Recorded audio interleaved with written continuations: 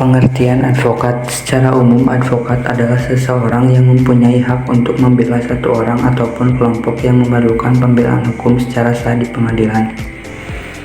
Kemudian, jika berdasarkan pada Undang-Undang Republik Indonesia tahun 2003 mengenai advokat, pengertian advokat adalah orang yang memiliki profesi memberikan jasa hukum baik itu di dalam atau di luar pengadilan yang memenuhi persyaratan berdasarkan undang-undang.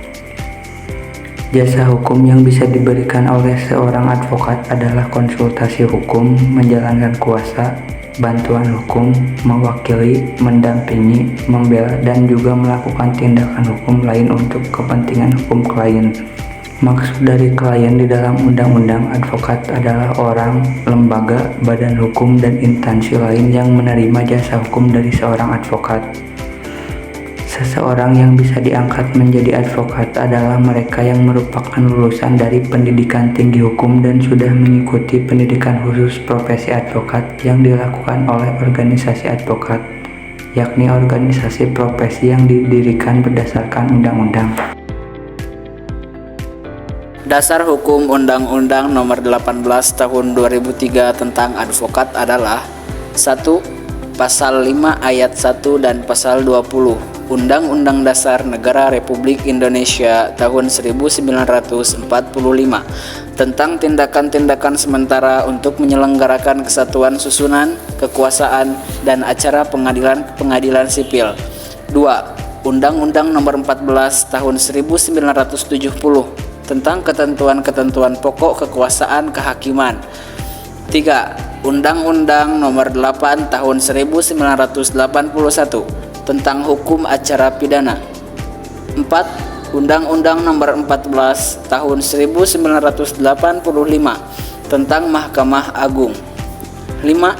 Undang-Undang Nomor 2 tahun 1986 tentang Peradilan Umum. 6.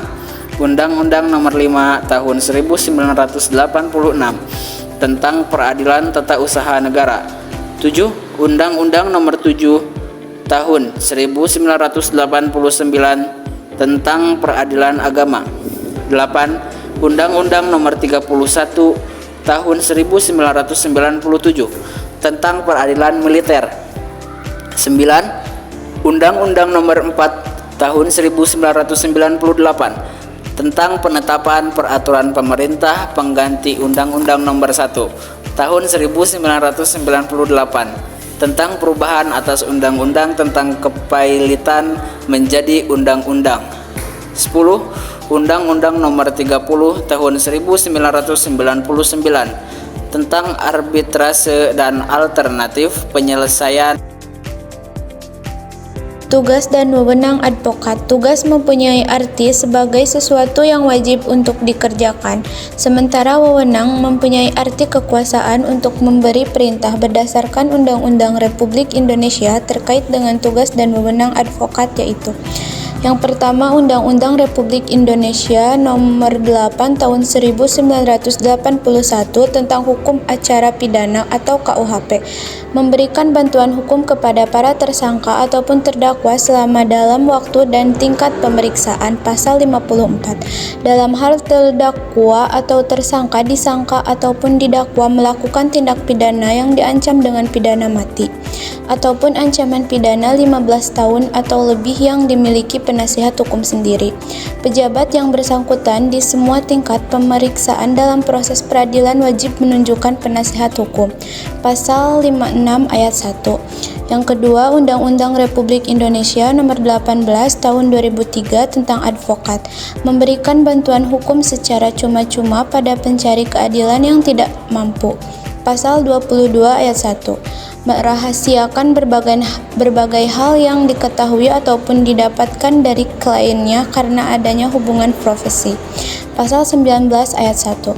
Yang ketiga, Undang-Undang Republik Indonesia Nomor 48 Tahun 2009 tentang Kekuasaan Kehakiman, memberikan bantuan hukum kepada para pencari keadilan yang tidak mampu.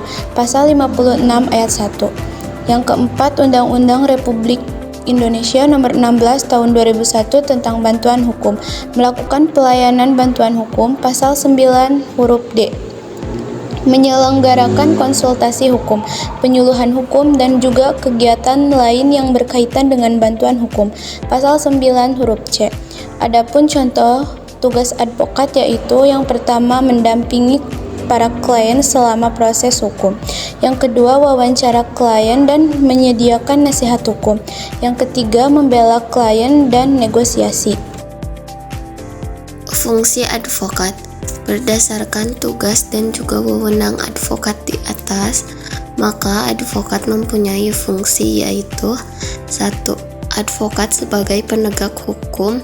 Advokat sebagai profesi hukum akan membela kepentingan klien dengan cara tidak membabi buta, membantu dalam melancarkan penyelesaian perkara dengan membantu hakim untuk memutuskan perkara melalui data serta informasi yang ada untuk disampaikan di pengadilan. Tentunya harus sesuai dengan kode etik profesi, menjunjung tinggi Pancasila, hukum, serta keadilan. 2. Advokat sebagai pekerjaan profesional. Advokat selain berperan untuk memberikan jasa hukum, baik itu di dalam atau di luar pengadilan, juga wajib untuk memberikan bantuan secara cuma-cuma kepada masyarakat yang tidak mampu. 2 istilah yang harus dipahami yakni legal aid atau legal assistance. Legal aid oleh advokat adalah pemberian jasa bantuan hukum secara sukarela atau cuma-cuma kepada para pencari keadilan yang tidak mampu.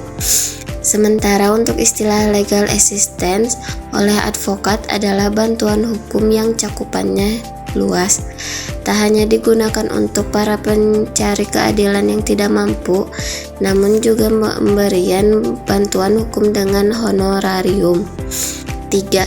Advokat dalam kedudukan sebagai penegak hukum di luar pemerintahan. Apabila di dalam pemerintahan kita mengenal penegak hukum seperti jaksa, polisi, dan juga hakim, maka fungsi atau keberadaan advokat adalah sebagai penyeimbang dominasi penegak hukum untuk mencegah kesewenang-wenangan. Advokat sendiri memiliki fungsi untuk melindungi hak pencari keadilan dan juga sebagai bentuk perwakilan masyarakat di dalam suatu proses peradilan. 4. Fungsi advokat berkaitan dengan kekuasaan kehakiman. Di dalam proses peradilan, fungsi dari advokat adalah untuk membantu jalannya proses peradilan supaya efisien dan juga efektif dengan keberadaannya. 5. Advokat bertindak membela harkat dan martabat manusia.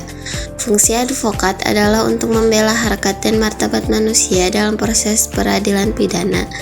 Misalnya saja, tersangka ataupun terdakwa yang berhak didampingi oleh penasihat hukum diadili secara terbuka untuk umum, melakukan upaya hukum, mengajukan berbagai saksi, dan lain sebagainya.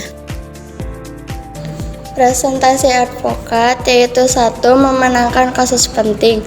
Lembaga advokat dapat memenangkan kasus yang memiliki dampak besar seperti kasus hukum hak asasi manusia, hak paten, hak cipta, atau kasus korupsi yang signifikan.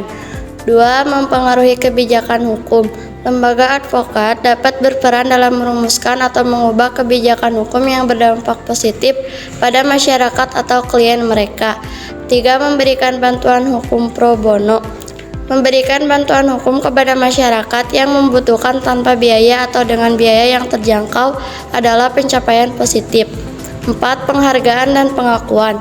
Lembaga advokat yang berhasil seringkali mendapatkan penghargaan dan pengakuan dari lembaga atau organisasi hukum terkemuka. 5. Membangun reputasi yang baik. Membangun reputasi sebagai lembaga advokat yang andal, etis, dan kompeten adalah pencapaian penting. 6. Berkontribusi pada pendidikan hukum, mengajar, menulis buku, atau menyelenggarakan seminar dan konferensi adalah cara lembaga advokat berkontribusi pada pendidikan hukum. 7. Menyediakan pelayanan hukum yang berkualitas, memberikan pelayanan hukum yang memuaskan klien dan memenuhi harapan mereka adalah pencapaian yang signifikan. 8. Perlu diingat bahwa prestasi lembaga advokat dapat bervariasi tergantung pada lokasi, spesialisasi, dan visi misi mereka.